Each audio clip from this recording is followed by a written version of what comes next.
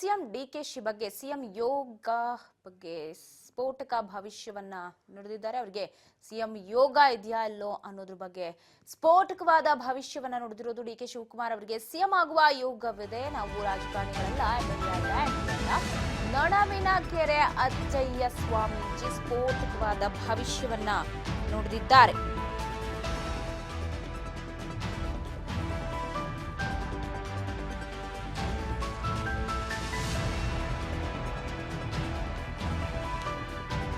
ನಾವು ರಾಜಕಾರಣಿಗಳು ಅಲ್ಲ, ಎಂಪಿ ಅಲ್ಲ, ಎಂಎಲ್ಎ ಅಲ್ಲ, ಯಾರು ಅಲ್ಲ ಅಂತ ಹೇಳಿ ನೊಣವಿನ ಕೆರೆ ಸ್ವಾಮೀಜಿ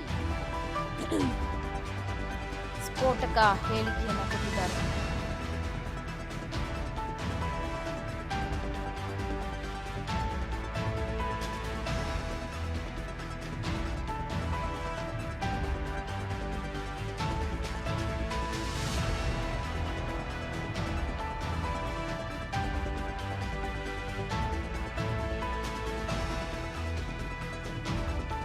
ಡಿಕೆ ಶಿವಕುಮಾರ್ ಅವರು ಸಿಎಂ ಆಗಬೇಕು ಎಂಬ ಸಂಕಲ್ಪ ಇದೆ, ಅವರಿಗೆ ಯೋಗ ಕೂಡ ಇದೆ ಅಂತ ಹೇಳಿ ಅಜ್ಜಯ್ಯ ಸಿಎಂ ಯೋಗದ ಬಗ್ಗೆ ಸ್ಫೋಟಕ ಭವಿಷ್ಯವನ್ನ ನುಡಿದಿದ್ದಾರೆ. ನೊಣವಿನ ಕೆರೆ ಅಜ್ಜಯ್ಯ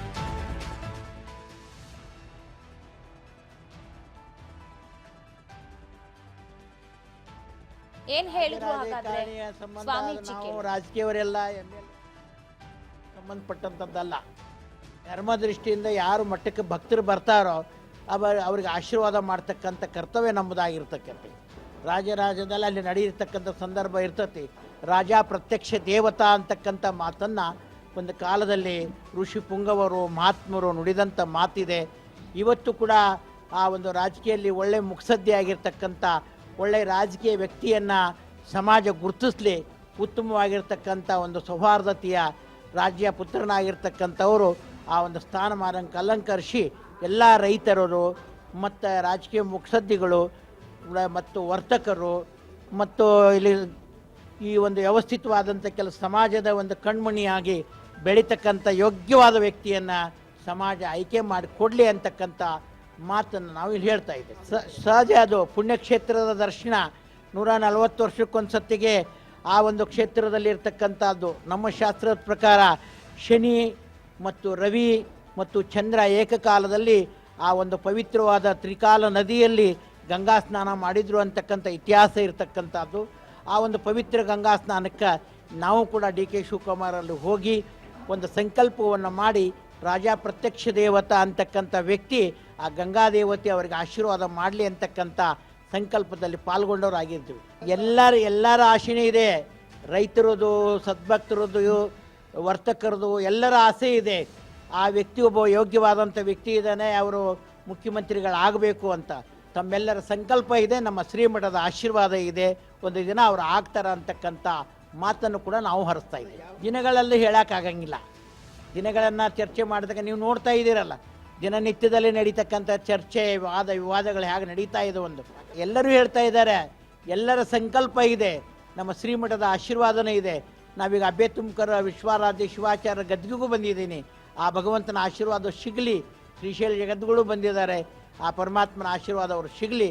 ಆದಷ್ಟು ಬೇಗ ನಿಮ್ಮ ಸಂಕಲ್ಪದ ಮೇರೆಗೆ ಆ ವ್ಯಕ್ತಿ ರಾಜ ಪ್ರತ್ಯಕ್ಷ ದೇವನಾಗಿ ಬಡವರ, ರೈತರ ಮತ್ತು ಎಲ್ಲರ ಒಂದು ಪ್ರೀತಿ ವಿಶ್ವಾಸವನ್ನು ಗಳಿಸ್ಕೊಂಡು ಉತ್ತಮವಾಗಿರ್ತಕ್ಕಂಥ ವ್ಯಕ್ತಿಯಾಗಿ ಬಾಳಲಿ ಅಂತ ಆಶೀರ್ವಾದ ಮಾಡ್ತೀವಿ. ಅಯ್ಯೋ, ರಾಜಕಾರಣಿಯ ಸಂಬಂಧ ಅದು ನಾವು ರಾಜಕೀಯವರೆಲ್ಲ MLA ಎಲ್ಲ MP ಎಲ್ಲ ಅದಕ್ಕೆ ಸಂಬಂಧಪಟ್ಟಂಥದ್ದಲ್ಲ. ಧರ್ಮ ದೃಷ್ಟಿ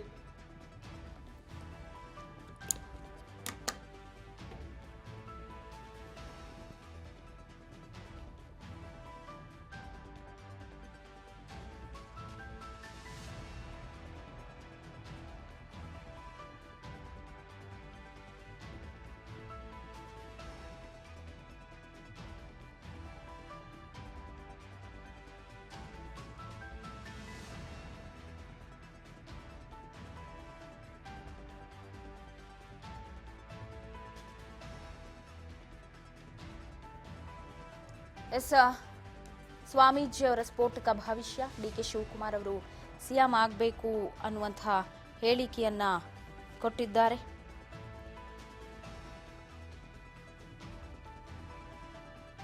ಸಿಎಂ ಆಗುವ ಯೋಗ ಡಿ.ಕೆ. ಶಿವಕುಮಾರ್ ಅವರಿಗೆ ಇದೆ ಅಂತ ಹೇಳಿ ಸ್ಫೋಟಕ ಭವಿಷ್ಯವನ್ನ ನುಡಿದಿದ್ದಾರೆ.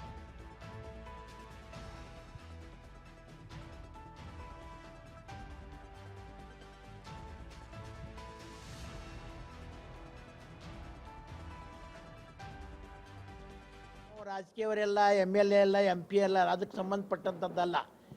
ಧರ್ಮ ದೃಷ್ಟಿಯಿಂದ ಯಾರು ಮಠಕ್ಕೆ ಭಕ್ತರು ಬರ್ತಾರೋ ಅವ್ರಿಗೆ ಆಶೀರ್ವಾದ ಮಾಡ್ತಕ್ಕಂಥ ಕರ್ತವ್ಯ ನಮ್ಮದಾಗಿರ್ತಕ್ಕಂಥ ರಾಜರಾಜ್ಯದಲ್ಲಿ ಅಲ್ಲಿ ನಡೆಯಿರ್ತಕ್ಕಂಥ ಸಂದರ್ಭ ಇರ್ತತಿ. ರಾಜ ಪ್ರತ್ಯಕ್ಷ ದೇವತಾ ಅಂತಕ್ಕಂಥ ಮಾತನ್ನು ಒಂದು ಕಾಲದಲ್ಲಿ ಋಷಿ ಪುಂಗವರು ಮಹಾತ್ಮರು ನುಡಿದಂಥ ಮಾತಿದೆ.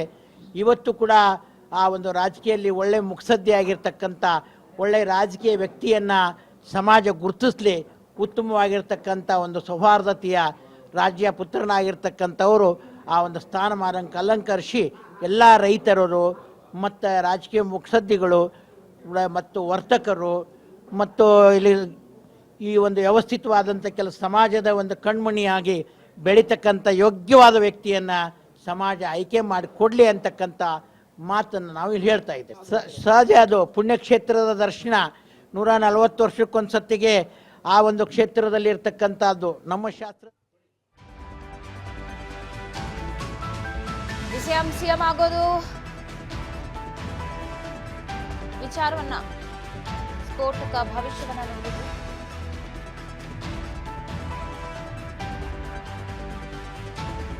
ದಿನನಿತ್ಯದಲ್ಲಿ ಚರ್ಚೆ ವಾದ ವಿವಾದ ಹೇಗೆ ನಡೀತಾ ಇದೆ ಈ ಸಿಎಂ ವಿಚಾರ.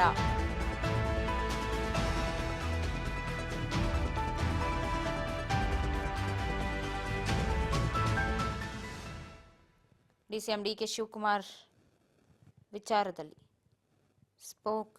ಸ್ಫೋಟಕವಾದ